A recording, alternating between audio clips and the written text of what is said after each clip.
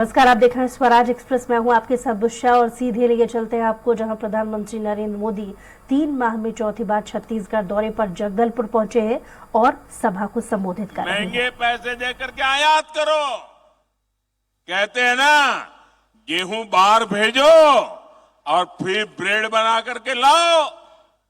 क्या ऐसा कोई करता है भाई? ऐसा कोई करता है क्या?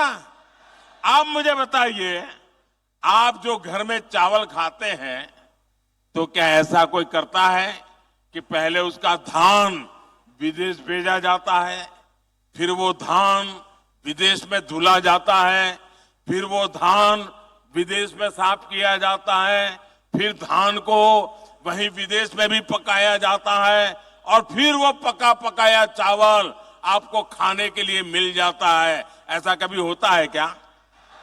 आप अपना धान अपना चावल खुद ही करते कि नहीं करते हैं? आप धान भी यहीं उगाते हैं, उसे साफ भी यहीं करते हैं, यहीं पकाते हैं और यहीं अपने घर में खाते भी हैं। लेकिन कांग्रेस को ये करने में कट की कट हो जाती है, कमीशन नहीं मिलता है। इसलिए क्या किया उन्होंने? ये हमारे इलाके में जो आयन और है ना, ये दुनिया का उत्तम से उत्तम आयन और है, दुनिया का। ये हमारे बस्तर में है। लेकिन ये क्या करते थे? आयन और में से स्टील यहां बनाने के बजाय, जिसका कोई हिसाब किताब न हो, कितना माल निकाला पता न चले, जितना उठा सकते हो उठाओ, विदेश भेज दो और बीच में मलाई खा लो। कोई भी सरकार होती तो उसकी प्राथमिकता होती कि यहां बस्तर में ही स्टील का कारखाना लगाए। लेकिन कांग्रेस ने यहां से कच्चा माल निकाला और फिर कच्चा माल ही विदेश भेज दिया। इसमें कांग्रेस के नेताओं ने कमाया, यहां के नौजवानों को कुछ नहीं मिला। बस्तर के नौजवान मजदूरी करने के लिए दूसरे राज्यों में जाने के लिए मजबूर हो गए। लेकिन भाइयों बहनों, ये मोदी है, आपके बीच में पला बड़ा है, इसलिए आपका ही सोचता है। गरीब की चिंता, गरीब के हित, यही मोदी के दिमाग में भरा पड़ा रहता है। इसलिए हमने दिल्ली में, मुझे आपने सेवा करने का मौका दिया, हमने बस्तर में स्टील कारखाने का काम तेजी से पूरा करवाया। भाजपा सरकार ने लगभग 24,000 करोड़ रुपए स्टील के कारखाने पर लगाए। इससे इस क्षेत्र के 50-55 हजार साथियों को रोजगार मिलना तय हुआ है। सरकार ने यह भी तय किया है कि स्टील की जो प्लांट की क्षमता है उसको और बढ़ाना है, मुझे और पूंजी लगानी है ताकि ज्यादा लोगों को काम मिले। यानी स्टील प्लांट पर अब जी हजारों करोड़ रुपयों का और निवेश होने वाला है। और जब ज्यादा निवेश होगा और बड़ा कारखाना होगा तो पूरे विस्तार की किस्मत और तेजी से बदलने वाली है। अब मैं आपको बताता हूं, मेरे यहां गुजरात में स्टील बनाने का एक कारखाना है। वहां तो आयन और भी नहीं है, हम बाहर से लाते हैं। लेकिन स्टील कारखाना होने के कारण कार बनाने के अनेक कारखाने वहां लग गए, गाड़ियां बनाने, क्योंकि स्टील की उनको जरूरत थी, पास में ही मिल जाता था। अब यहां स्टील बन रहा है ना, और भी कारखाने यहां लगने वाले हैं। और यहां पर करीब 1.5 लाख साथियों के लिए नौकरी की, रोजगार की संभावना बनेगी। और मेरे शब्द लिखिए भैया, आज छत्तीसगढ़ का नौजवान रोजगार के लिए बाहर जाता है, एक दिन ऐसा आएगा हिंदुस्तान के नौजवान रोजगार के लिए बस्तर आना चाहेंगे, बस्तर आना चाहेंगे। आप कल्पना कर सकते हैं, मोदी अगर ये काम कर देगा तो कांग्रेस के लोगों के लिए भ्रष्टाचार के रास्ते रुक जाएंगे। खदान में से जो माल खाते थे उस पर मोदी ने ताला लगा दिया और इसलिए छटपटा रहे हैं। आज भी कितनी झूठी बातें फैलाई, लेकिन आपने उन पर ये तमाचा मारा। इतनी पब्लिक आकर के आपने उनको तमाचा मारा है। झूठी बातें फैलाकर इनका इरादा समझिए। बस्तर के मेरे नौजवानों, इनका इरादा समझिए। ये झूठी बातें फैलाकर ये स्टील प्लांट को भी हड़पना चाहते हैं। इस स्टील प्लांट को भी कांग्रेस ही अपने बच्चों, अपने रिश्तेदारों की तिजोरी भरने का माध्यम बनाना चाहते हैं। लेकिन मेरे बस्तर के भाइयों बहनों, ये मोदी की गारंटी है, ये मोदी नहीं होने देगा। ये बस्तर का स्टील प्लांट आपका है, बस्तर के लोगों का है। इस स्टील प्लांट के मालिक मेरे बस्तर के लोग हैं, मेरे छत्तीसगढ़ के लोग हैं। मोदी इसका मालिक नहीं है, मोदी इसका मालिक नहीं है, और नहीं कोई दूसरा नेता, कोई कांग्रेसी को मैं इसका मालिक बनने देने वाला हूं। इस प्लांट के मालिक सिर्फ और सिर्फ बस्तर के मेरे भाई बहन है। ये हक आपका है, कोई आपका हक छीन नहीं सकता है। इस पर कांग्रेस के नेताओं को किसी भी हालत में कब्जा नहीं करने दिया जाएगा। उनको कटकी कंपनी, कमीशन कंपनी, भ्रष्टाचार, बेईमानी करने का मौका नहीं दिया जाएगा। आप मेरे साथ सहमत हैं?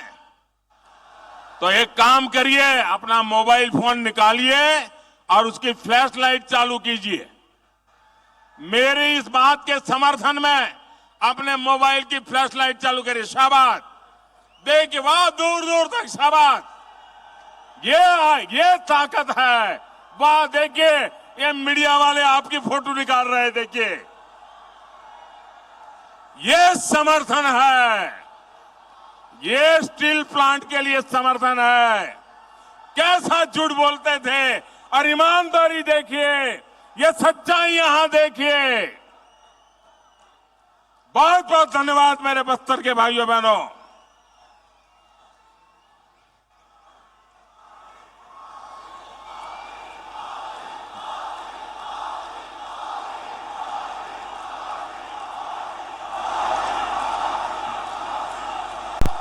मेरे परिवारजनों, कांग्रेस का ट्रैक रिकॉर्ड दिखाता है कि उसे छत्तीसगढ़ के लोगों की परवाह नहीं है।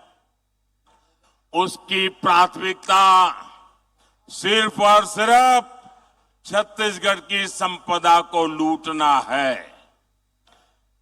छत्तीसगढ़ की खनिज संपदा को लूटने भी कांग्रेस ने कोई कसर नहीं छोड़ी। यहां से जो भी खनिज निकलता था उसका लाभ कांग्रेस के राज में हमने बड़ा बदलाव किया। हमने डिस्ट्रिक्ट मिनरल फंड बनाने का फैसला किया। यानी जो भी खनिज यहां से निकलेगा उसका एक हिस्सा आपकी मालिकी का होगा, आपके विकास के लिए होगा। ये खनिज मोदी की मालिकी की नहीं है, ये खनिज छत्तीसगढ़ की कांग्रेस सरकार की नहीं है, ये आपकी है। इसका हक आपको देने का काम ये मोदी ने किया है। भाजपा ने आपको विकास का साझेदार बनाया, आपको पार्टनर बनाया। इसके तहत छत्तीसगढ़ को 8,000 करोड़ रुपए मिले हैं। लेकिन जानते हैं कांग्रेस ने इस पैसे से क्या किया? क्या कि कांग्रेस सरकार ने इसमें भी घोटाला कर दिया है। साथियों, आपकी वन उपज के साथ कांग्रेस ने क्या किया ये भी आपने देखा है। वन उपज तो हमारे जनजातीय समाज के आर्थिक जीवन का बहुत बड़ा हिस्सा रहा है। लेकिन जब तक दिल्ली में कांग्रेस सरकार थी तब तक ये लोग सिर्फ 10-12 वन उपजों पर ही एमएसपी देते थे। आज जो नौजवान हैं उन्हें ये पता होना चाहिए कि उनके माता पिता, दादा दादी, नाना नानी को कांग्रेस ने नमक से ठगा है, नमक से ठगा है। ये आज के नौजवानों को मैं बताता हूं, चिरौंजी जैसे बहुमूल्य वन उत्पाद हमारे आदिवासी परिवार इकट्ठा करते थे, बोरा बोरा लेकर हाट बाजार पहुंचते थे। वहां उन्हें 2-4 किलो नमक देकर ही ठगा जाता था। आपके दादा दादी के साथ ये किया इन्होंने। ये तो भाजपा सरकार है कि जिसने राशन की दुकानों में मुफ्त में नमक देना शुरू किया, तब जाकर कांग्रेस का ये शोषण बंद हुआ। जो उत्पाद एमएसपी के दायरे में नहीं थे उन्हें कांग्रेस के ठेकेदार ऐसे ही औने पौने दाम पर खरीदते थे, फिर ज्यादा मुनाफा पर बेच देते थे। आज भाजपा सरकार करीब करीब 90 वन उपज को एमएसपी के दायरे में ला चुकी है। कितनी 90। कितनी? पहले कितनी थी? 10-12। कांग्रेस के जमाने में कितनी थी? कांग्रेस के जमाने में कितनी थी? मोदी कितना पहुंचाया? मोदी ने कितना पहुंचाया? ये आपके प्रति जो प्यार है ना, उसके कारण होता है। भाजपा सरकार ने वन धन केंद्र बनाकर वन उपज के बेहतर दाम देने का रास्ता खोला है। आज छत्तीसगढ़ के हजारों आदिवासी बहनों भाइयों को वन धन केंद्रों में रोजगार मिला है। साथियों, कांग्रेस की सरकार ने यहां तेंदुपत्ता संग्राहकों के साथ क्या किया था ये भी आप अच्छी तरह जानते हैं। भाजपा सरकार ने तेंदुपत्ता के काम से जुड़े परिवारों के लिए जो भी कल्याणकारी कार्यक्रम बनाए थे वो कांग्रेस ने बंद कर दिए। बोनस कभी मिलता है, कभी नहीं मिलता, मिलता है तो कम मिलता है, और पाना है तो कांग्रेस वाले का कुर्ता पकड़ के जाना पड़ता है, उसके जेब में कुछ डालना पड़ता है। तेंदुपत्ता की खरीदी कभी होती है, कभी नहीं होती है। आदिवासियों का ऐसा शोषण अब छत्तीसगढ़ में नहीं चलेगा। जैसे ही यहां भाजपा सरकार बनेगी, वैसे ही तेंदुपत्ता संग्राहकों के लिए के पहले की तरह ही बेहतर व्यवस्था बनाई जाएगी। साथियों, मैं आज छत्तीसगढ़ के धान किसानों को भी मेरे दिल की एक बात बताना चाहता हूं। कांग्रेस आपको धान की कीमतों के नाम पर धोखा दे रही है, झूठ बोल रही है। सच्चाई ये है कि छत्तीसगढ़ के धान किसानों का दाना दाना याद रखेंगे। मैं जो कह याद रखेंगे कि भूल जाएंगे, गांव गांव जाके बताएंगे। छत्तीसगढ़ के धान किसानों का दाना दाना केंद्र सरकार खरीदती है, मोदी सरकार खरीदती है। भाजपा सरकार ने 1,00,000 करोड़ रुपए छत्तीसगढ़ के धान किसानों को दिए हैं।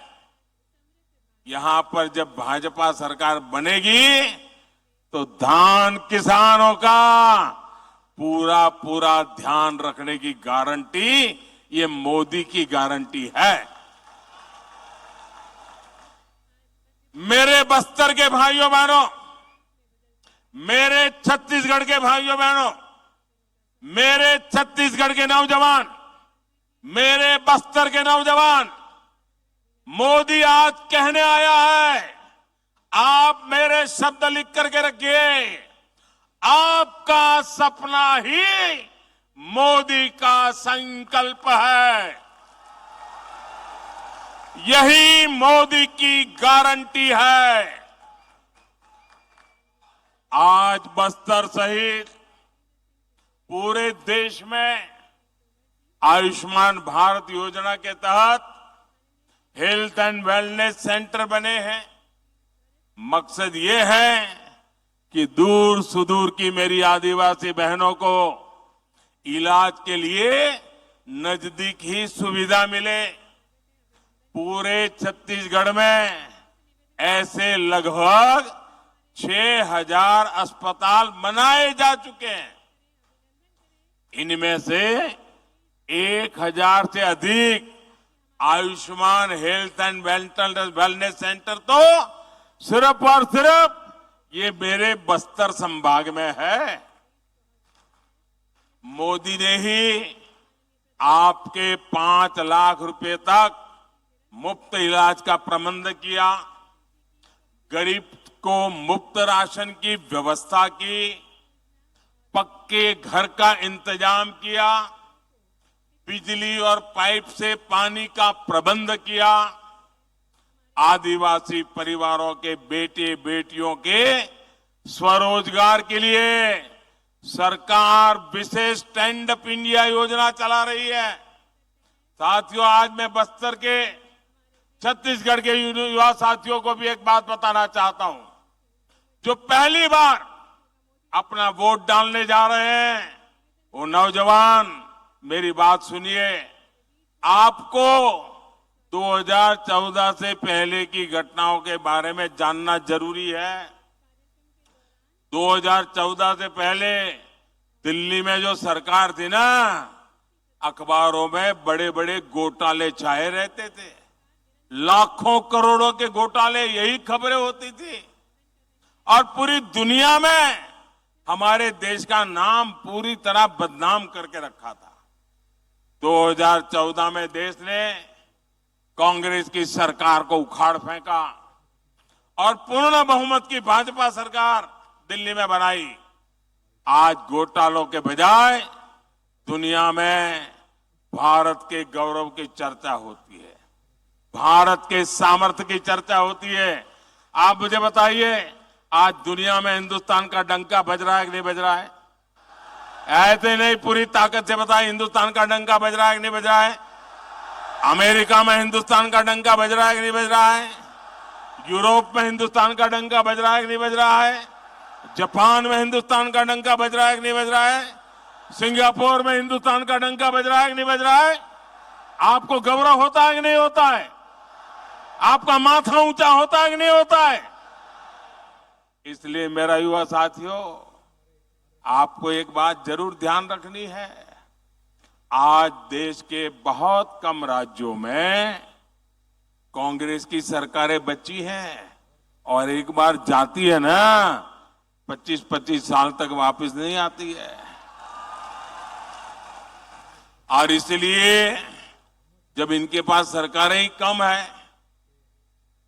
तो लूट का माल कुछ ही जगह से लूटना पड़ता है। इसलिए जहां भी इनकी सरकार बनती है वो जम करके लूटते हैं। पूरे हिंदुस्तान में उन्होंने राजस्थान, छत्तीसगढ़ ऐसे राज्य को लूट का सबसे बड़ा खजाना बना दिया है। छत्तीसगढ़ के ही लोग मुझे बताते हैं कि कांग्रेस के हर छोटे बड़े हर नेता ने 15 साल जो तक सरकार नहीं दी ना, वो जो कम खाद पड़ गई थी ना, वो भी जमा करने में लग गए 5 सालों में। यानी 15 साल तक इनको छत्तीसगढ़ को लूटने का मौका नहीं दिया। अब वो सारी कसर भी अभी निकालना शुरू कर दिए हैं। अरे इन्होंने तो गौमाता के नाम पर भी भ्रष्टाचार किया है। जिन्होंने गोबर तक को नहीं छोड़ा, उन्होंने क्या क्या नहीं किया। इनके भ्रष्टाचार के सबसे बड़े भुक्तभोगी मेरे नौजवान हैं, मेरे बस्तर के लोग हैं। कांग्रेस ने युवाओं को नौकरी का वादा दिया था, लेकिन नौजवानों की नौकरी में ही घोटाला कर दिया। कांग्रेस के नेताओं ने पीसीएस भर्तियों में अपने बच्चों, अपने रिश्तेदारों को सेट कर दिया। किया कि नहीं किया? चारों तरफ लूट मचाई नहीं मचाई? इनकी पार्टी तो राजनीति में भी अपने ही बच्चों को सेट करती है और नौकरियों में भी यही करती है। छत्तीसगढ़ के लाखों परिवारों, आदिवासी, पिछड़े परिवार के बच्चों से कांग्रेस ने नौकरियां छीन ली है, आपका अधिकार छीन लिया है। नौकरियों तो दी नहीं, जो पहले से सरकारी नौकरी में है उनको भी कांग्रेस ने, लोगों ने लूटा है, परेशान किया है। ट्रांसफर पोस्टिंग को लेकर यहां सरेआम भ्रष्टाचार हो रहा है, बोली बोली जाती है, ऐसे ही उगाई की जा रही है। इसलिए छत्तीसगढ़ कह रहा है, औ नहीं सही वो बदल के रही वो, औ नहीं सही वो, औ नहीं सही वो, ये अब नहीं सही वो। साथियों, आप आश्वस्त रहिए, आप कांग्रेस की सरकार बदलिए, भाजपा इस पूरे लूट तंत्र को बदल देगी। ये कांग्रेस ने लोकतंत्र को लूट तंत्र बनाया है और प्रजातंत्र को परिवार तंत्र बना दिया है। भाजपा सरकार बनते ही पीसीएस घोटाले की जांच होगी। गुनहगार भी कितना ही ताकतवर हो, मोदी उसको जेल में डाल करके ही रहेगा। हर नौजवान, हर सरकारी कर्मचारी को पूरा न्याय मिलेगा। मेरे परिवारजनों, कल से कांग्रेस ने एक अलग लाभ आरोपना शुरू कर दिया है।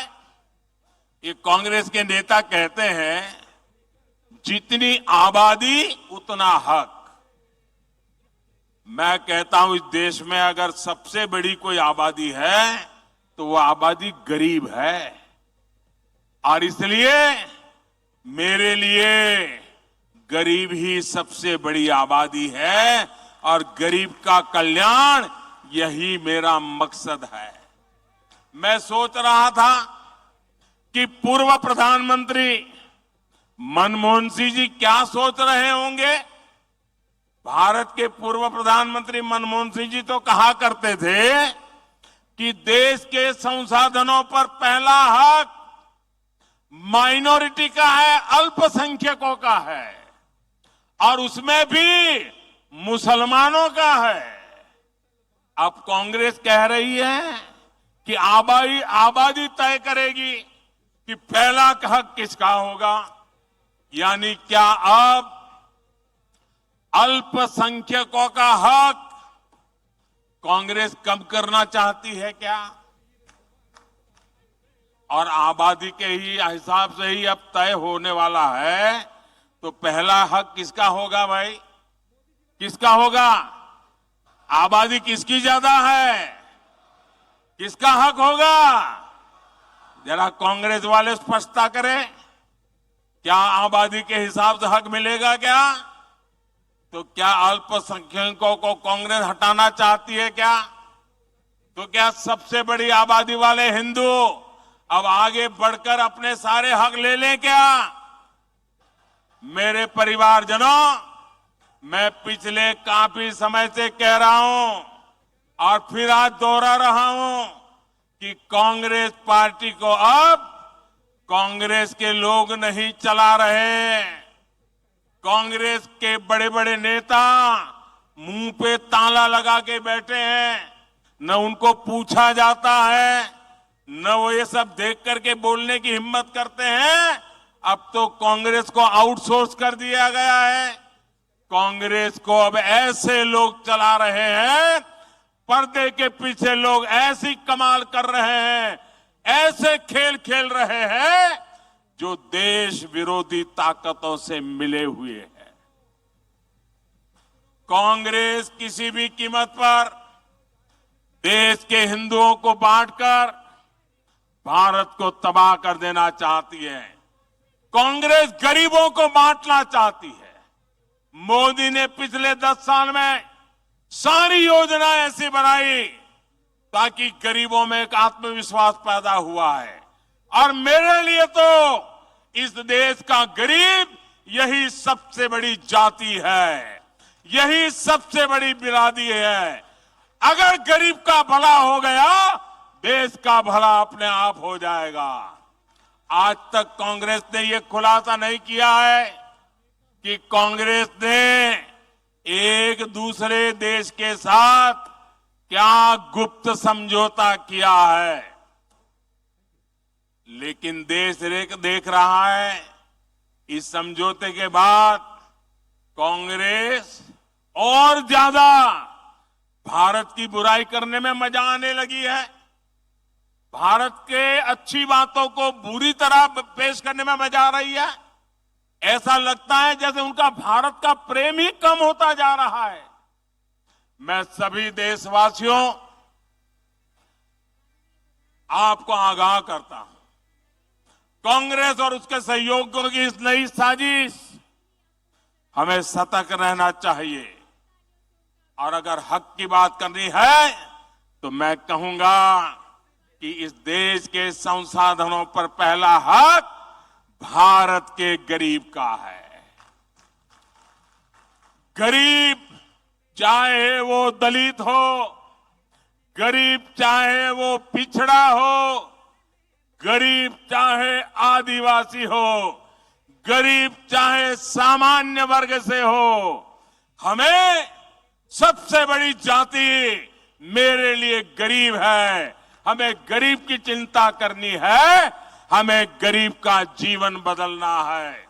कांग्रेस देश के लोगों में आपसी खाई बढ़ाना चाहती है, वैर भाव बढ़ाना चाहती है।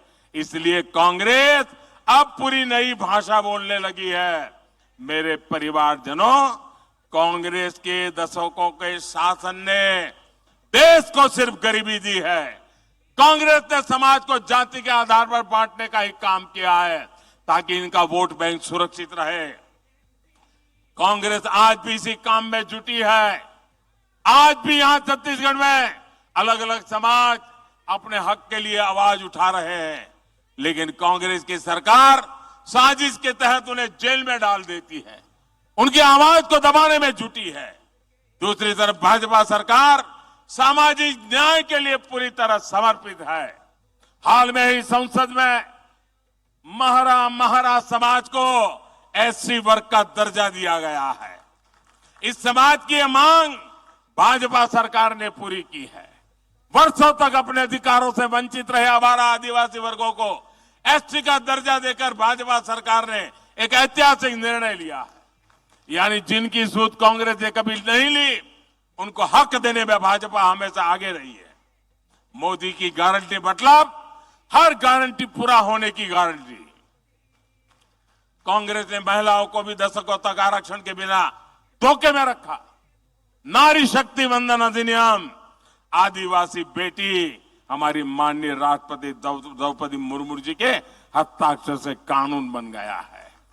अब यहाँ के SC ST समाज सहित सभी बहनों के लिए विधानसभा और लोकसभा में 33% सीटें आरक्षित हो गई है। इसलिए कांग्रेस के कुशासन को हटाना है और भाजपा के सुशासन जगदलपुर को से ये लाना। लाइव तस्वीरें आपने देखी जहां प्रधानमंत्री नरेंद्र मोदी सभा को संबोधित कर रहे थे। और इसी के साथ ही बुलेटिन में इतना ही। कुछ और खबरों के लिए देखते रहिए स्वराज एक्सप्रेस।